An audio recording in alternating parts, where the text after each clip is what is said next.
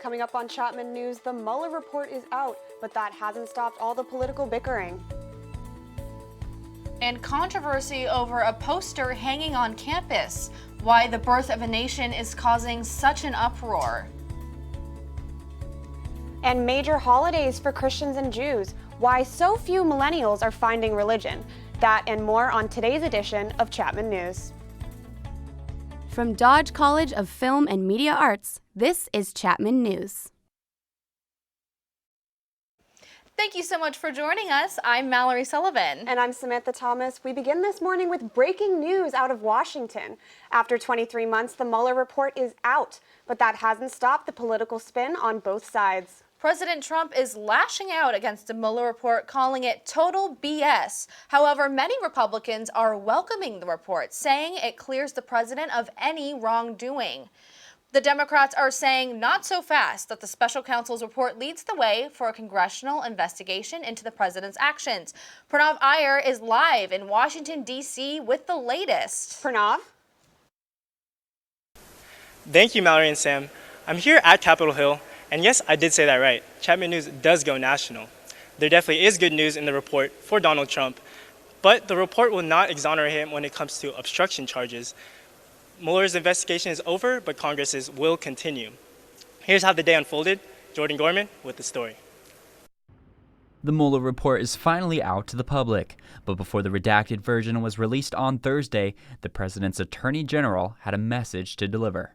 The special counsel's report did not find any evidence. The special counsel found no collusion. In other words, there was no evidence of the Trump campaign collusion with the Russian government's hacking. But while there was no evidence of collusion, the question of obstruction lingers on, as Mueller made a point in his report to not exonerate the president, stating that the president's actions and intent presents difficult issues that prevent us from conclusively determining that no criminal conduct occurred.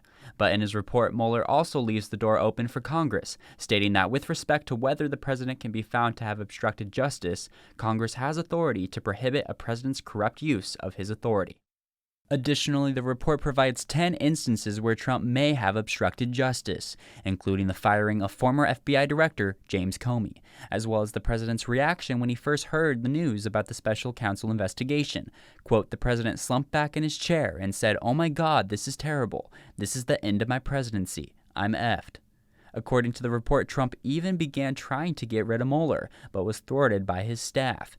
Quote, the president's efforts to influence the investigation were mostly unsuccessful, but that is largely because the persons who surrounded the president declined to carry out orders or accede to his requests.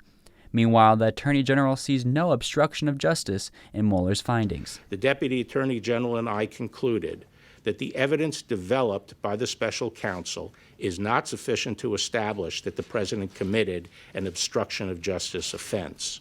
A statement from Barr that has Trump happy he's not behind bars. They're having a good day. I'm having a good day, too. It was called No Collusion, No Obstruction.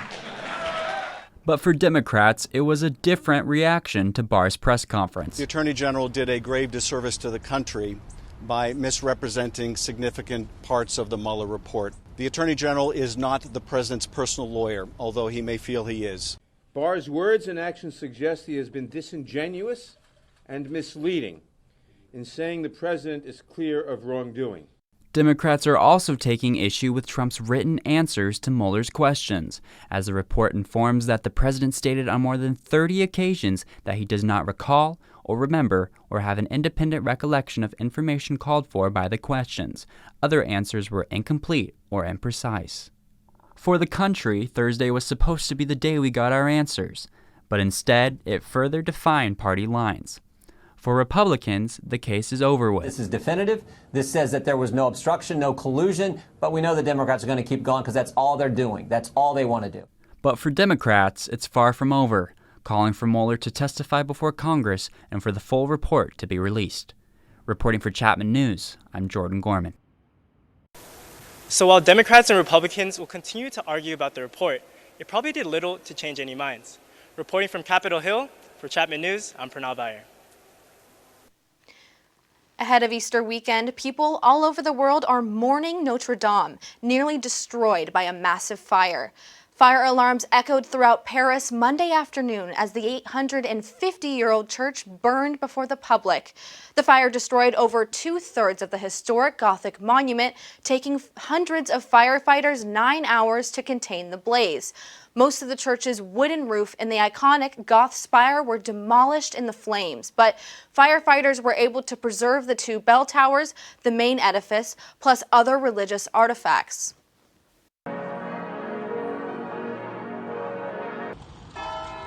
Bells rang across France on Wednesday to honor one of the country's most cherished landmarks, the Notre Dame Cathedral. Parisians in the French capital are mourning the loss, many watching the church burn from the streets and the River Seine in disbelief. When I saw the first pictures, I thought it was a hoax, honestly. I got out of the building I was in and it was nearby, so I went to see it with my own eyes. I just couldn't believe it. While the cause of the fire is still under investigation, officials believe that it was not an arson or terrorist attack, but possibly an electrical short circuit.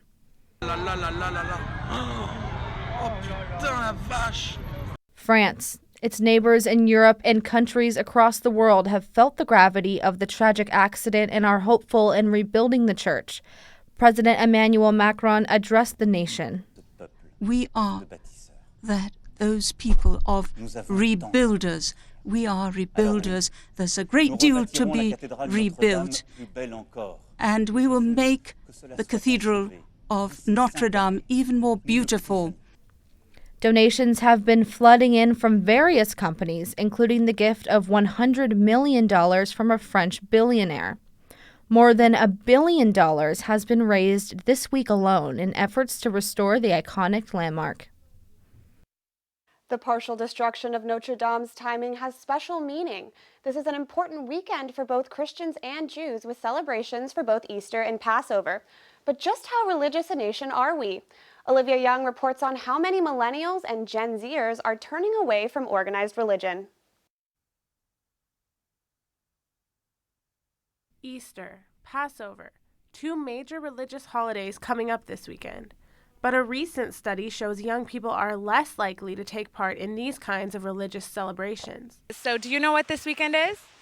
It's Easter and 420. This weekend is not 420. It is Passover. The number of college students with no religious affiliation has tripled in the last 30 years. Coming to college definitely pulls you away from your family and having time constraints and being in a different culture, and the atmosphere that you evolve in is definitely very different than what we're used to, and it's evolved so much throughout the years that I feel like it's caused people to draw back from their faith in a way.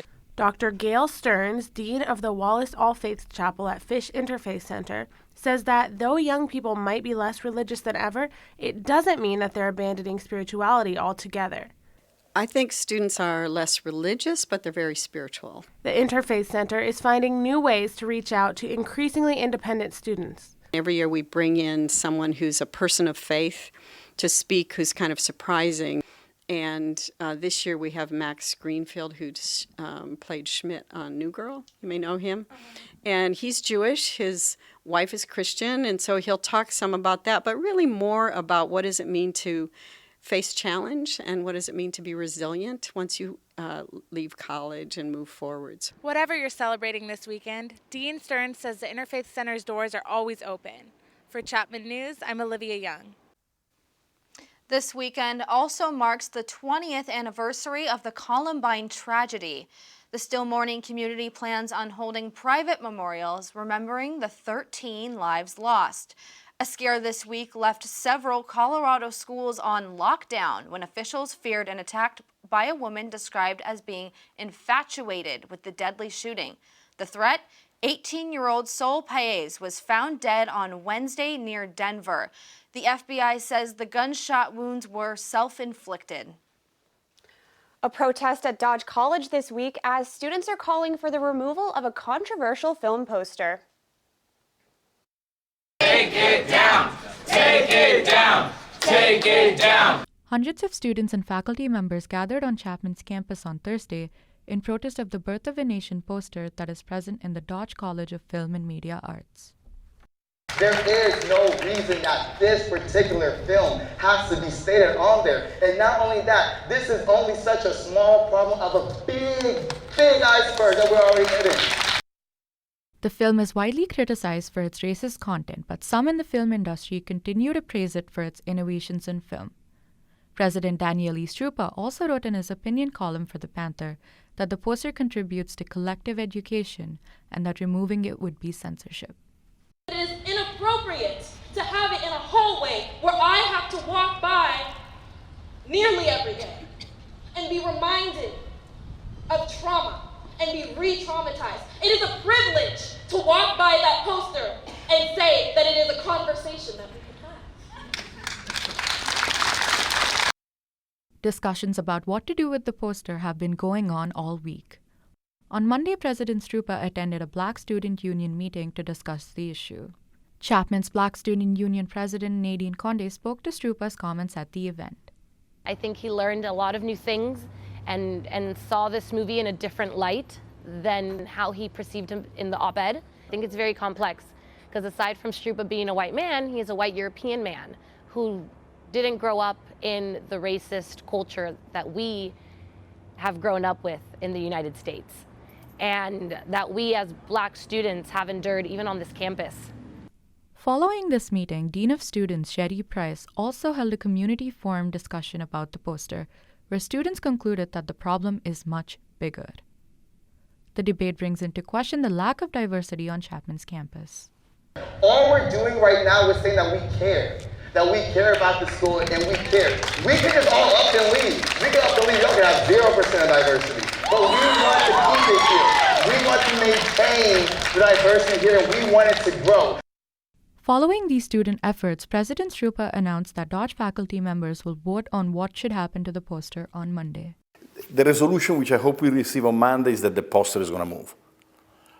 And where it's going to go, what kind of content is going to be provided, will other posters be moved, will the entire gallery be redesigned? All of this, I think it should be a kind of a thoughtful discussion. I'm happy that we at least have a vote to start. But I am disappointed that we even have to go that far and that this isn't just being taken care of as of now. Reporting for Chapman News, this is Satvi Sankara. Dodge College faculty will vote Monday on if the poster is to be removed from the hallway. Stranger Things creators and Chapman grads Matt and Ross Duffer are preparing to face trial for plagiarizing the show's plot lines. Director Charlie Kessler claims that the brothers stole the story of Stranger Things from his short film based in the 70s that uncovered government experiments. Kessler wants monetary damages if the Duffer brothers are found guilty. Still ahead on Chapman News, Natalie Rawson joins us with your weather forecast. If you're heading to Coachella this weekend, get ready for some heat. I'll have your festival forecast after the break. And Nicole Zedek is here with your Chapman News Sports Report. Coming up, an Easter-themed Athlete of the Week on the Best Campus Sports Show. Stay tuned.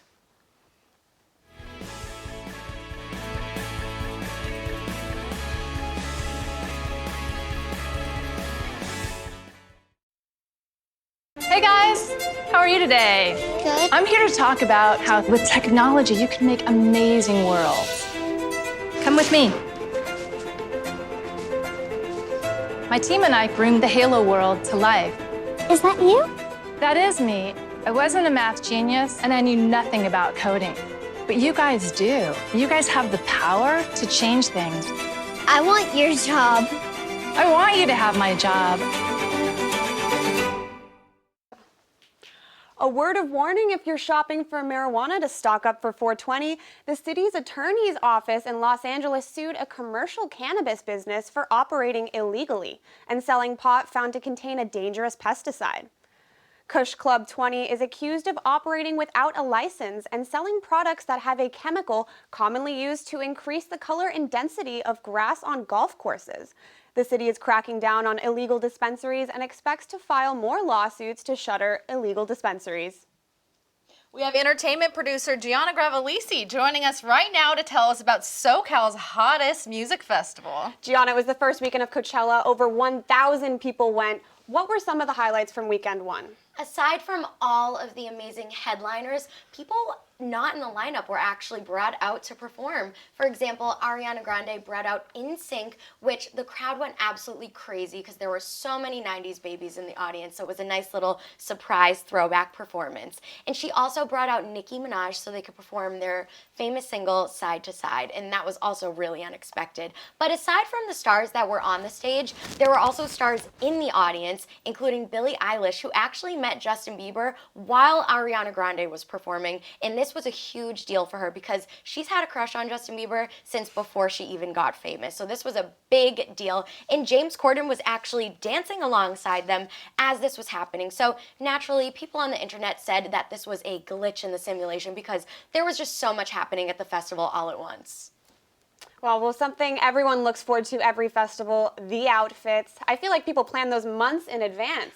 What was some of the fashion trends this past weekend? Definitely. I mean, there weren't too many crazy fashion trends this weekend, which was a big surprise because it's usually so out there. But we saw a lot of neon and tie-dye, which was pretty shocking to me because, again, another throwback look. And then, of course, there was fringe, which is really new and popular, and it really complements that typical Coachella boho look. And aside from that, festival goers were actually one step ahead of Stagecoach, which is a country festival, and people were wearing cowboy boots, and those were pretty good for probably the desert, and it gave Coachella a new look and a new feel. And aside from the outfits, people got creative with their hairstyles as well. There were a lot of pastel highlights, and even barrettes made a comeback. So aside from the throwback 90s performers, there were a lot of throwback 90s looks as well, which I really liked. So what can the Coachella goers expect for weekend 2? So Coachella goers, if they didn't know or if you've never been to Coachella, there are actually multiple stages. So there's not just one big stage that all the artists perform on. And this prevents a little bit of a scheduling conflict. For example, Aphex Twin is performing at the same time as Billie Eilish while she's on one stage and they're on another. So concert goers will have to choose which artist they want to see. But regardless, there's still plenty of artists available to see, such as Kanye West, who's actually doing a special Sunday service performance in honor of Easter.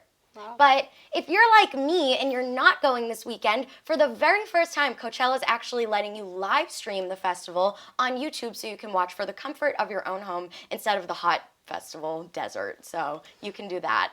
Wow. Thank you so much, Gianna. Yeah, you're welcome. Well, here to give you your Coachella forecast, we have Natalie Rawson in the Weather Center. Natalie? Thanks, Sam. So if you're heading to weekend 2, it's going to be a hot one out there in India. We're looking at 100 degrees today with a low of 69. But with that sunshine, it could feel as hot as 103. And then moving into Saturday, it's barely going to cool down. We're looking at 98 degrees. And then a breeze will come in the evening, so we'll get down to 65. And then Sunday, a cool 92. Still really hot.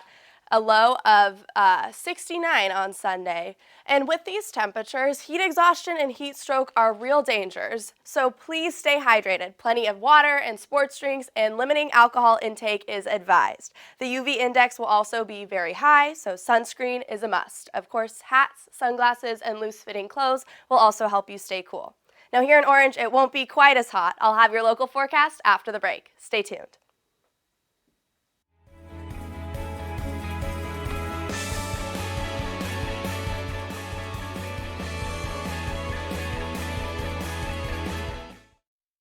I adopted Bento in 2010 from a shelter. As it turns out, we have very similar personalities. And this cat makes me make art because he's always motivating me to take pictures of him, to draw pictures of him. He just is motivating artistically. It's just that simple. Well, he's my best friend, but a lot of people know him as Keyboard Cat.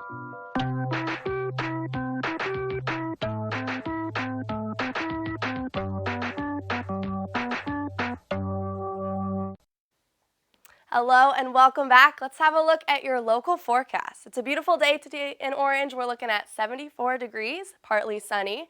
As for the rest of Orange County, similar temperatures, low to mid 70s. Let's see, here up in Westminster, we're looking at 74 degrees, a high of 77 in Orange. Newport Beach is going to be 72, and then a little bit lower in Laguna, looking at 70. In Mission Viejo, we have 75 degrees, and a bit cooler down in San Clemente at 67.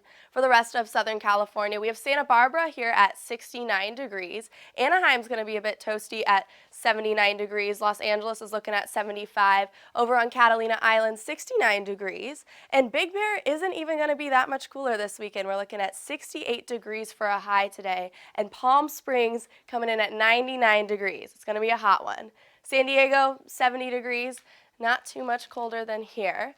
As for your 5-day forecast, we have a high of 77 here and a low of 56, partly cloudy. Then moving into the weekend, it will cool down. We're looking at highs of 67 for Saturday and Sunday. And then that sunshine will come through on Monday, 73 degrees for our high, a low of 54. And we'll start to heat up again when it comes to Tuesday at an 81-degree high. That's your forecast for the week. I'm Natalie Rawson. Back to you guys at the desk. Well, the weather is beautiful, but I don't want to drive anywhere because gas is just getting so expensive, Mallory. Well, this one's good. Gianna Gravelisi spoke with local residents here in Orange to see how the escalating prices are hitting them where it hurts the most. Gas prices are averaging about $4 per gallon for the first time since 2015, and people are not happy about it. Super inconvenient, and it's hard making money, so I don't like putting it all into my tank. It's still going. It's about 63. Yeah, it sucks. Gas prices were so high, so I decided, hey, why not expend my own energy and got rid of my car and switched to my bike, and I lost about 100 pounds. They complain we are the first people to see, and we're the one who's changing the prices on the sign.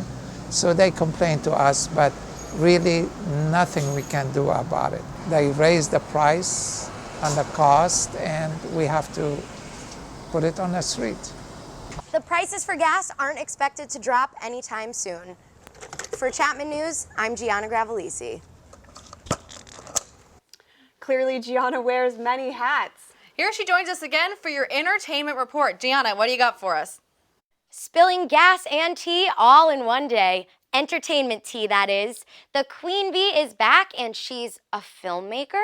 On Wednesday, Netflix released Homecoming, written, directed, and produced by Beyoncé.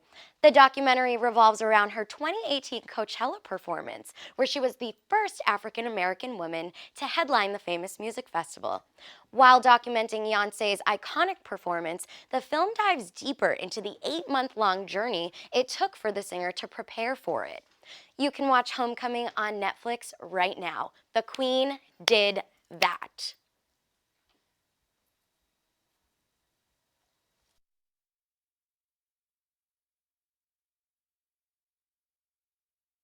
You are Beyonce.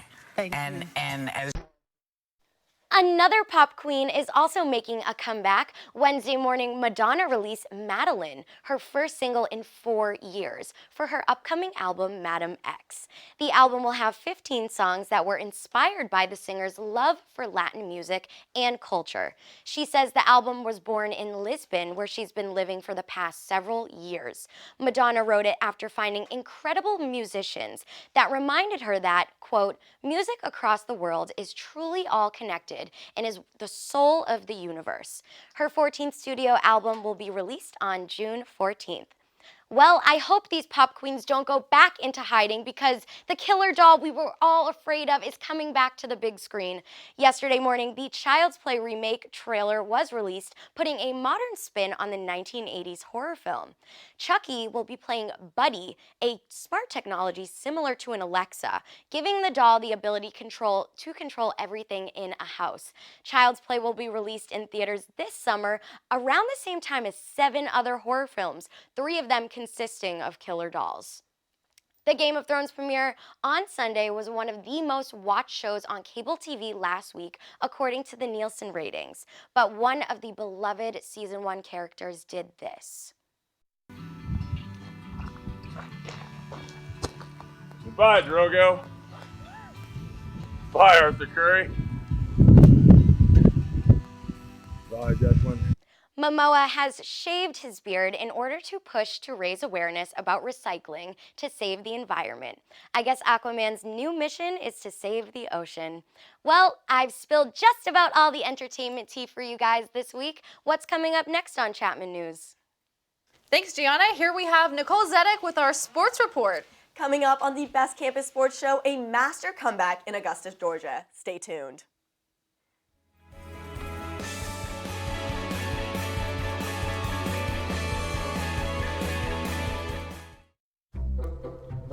They call me Maxie, but I prefer tripod. I was your above-average four-legged homie, and then wham, bam, minivan. Some people pity me. Now that's lame. I still run, fetch, and swim. And the ladies love me. I'm the ultimate wingman. Just don't ask me to high five.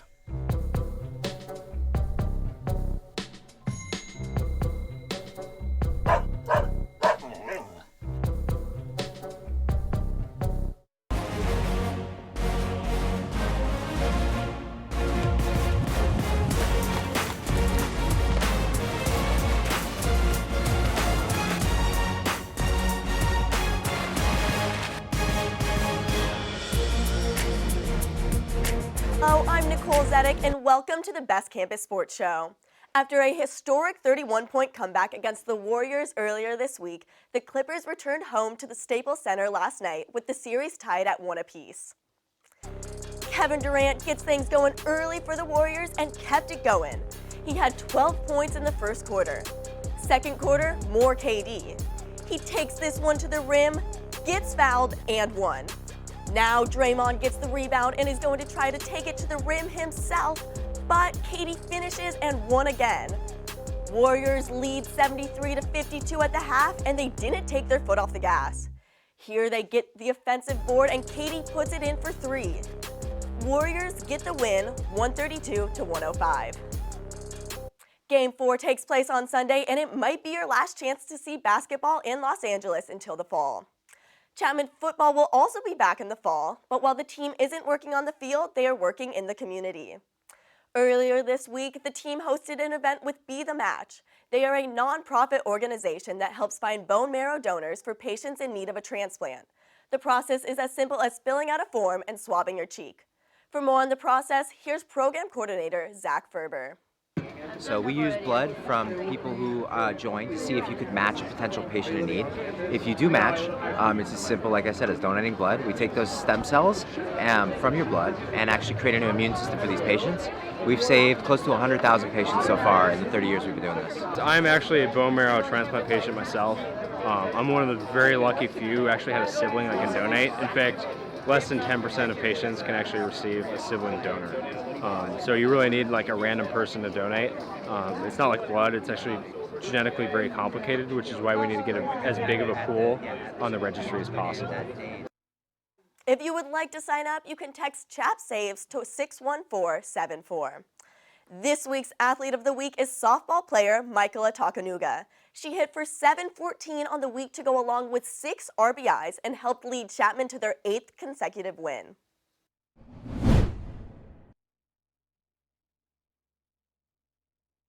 Michaela Tokunaga is on the softball team, so this week we're going to have a festive Athlete of the Week Easter themed. We're going to dizzy bat race, put an egg on a spoon, go to first, come back, and then hit 5 eggs. Fastest to do it wins. Are you ready? Yeah. Let's go.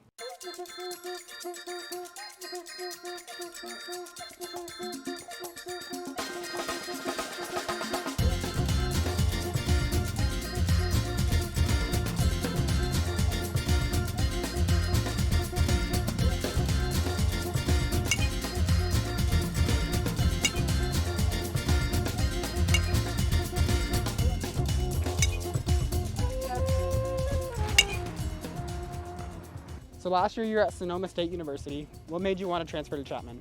Well, I wanted to actually come to Chapman for the business program, and I have a couple friends on the team, and they were like, come out. I mean, the weather's better over here. It's a different environment. You might like it better. So I took a chance and came.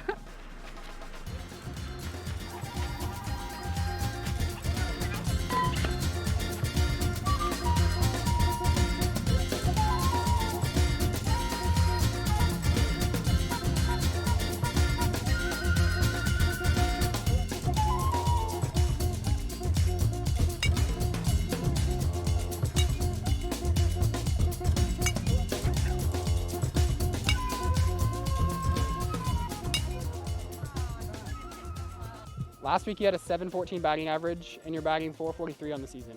What's your mindset every time you step into that box? I just try to go up to the box and hit the ball somewhere as hard as you can, and somehow it works out. For Brad Benson and Michaela Tokunaga, this has been another edition of Athlete of the Week. Happy Easter, everyone. The softball team plays a doubleheader at home tomorrow against Pomona Pitzer.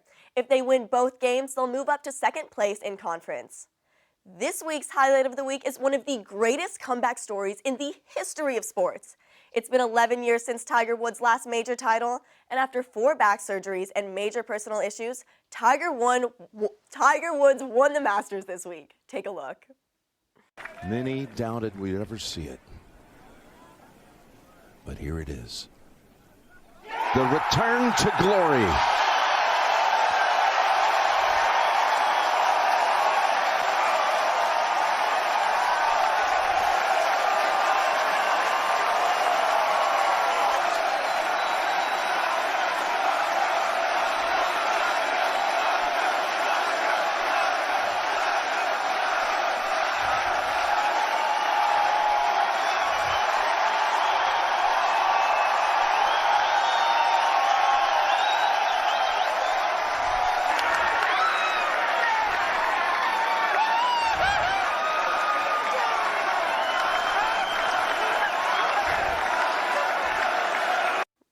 Well, that's the latest in sports this week. Thanks for tuning in to the Best Campus Sports Show. I'm Nicole Zedek.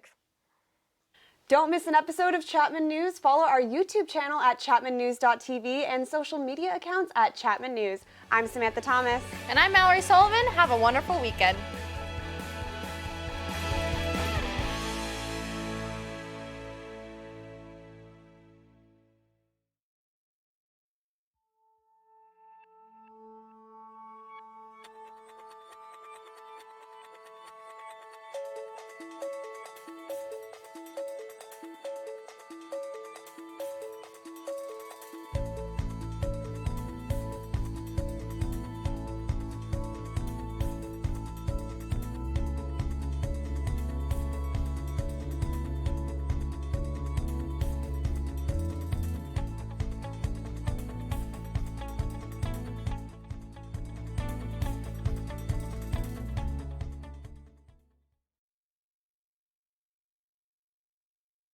This was on there for the closing.